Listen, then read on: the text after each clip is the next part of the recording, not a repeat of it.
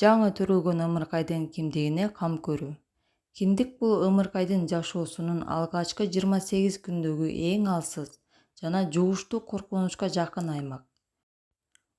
Ошондуктан эң башкы милдет аны дайыма таза жана кургак кармоо. Дарыгерлер төрөт үйүндө ар дайым эскертишет. Киндик дайыма таза жана кургак болушу керек. Үйдө да дал ушуну улантабыз.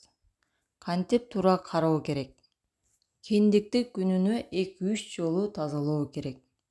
Адегенде кайнатылган суу менен нымдалган таза пахта диски менен сүртүп, андан кийин сөзсүз кургатабыз. Памперс киндикти жаппашы жана нымдуулук пайда кылбашы абзел.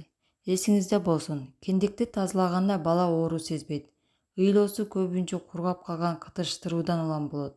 Бул учурда көбүрөөк суу колдонуп, жакшылап кургатуу жетиштүү. Кызыл желектер дароо дарыгерге кайрылуу керек.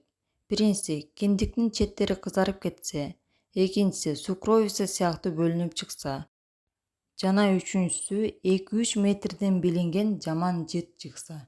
Эгер бул белгилердин бири да жок болсо, демек баары жакшы. Коркпой уланта берсеңиз болот.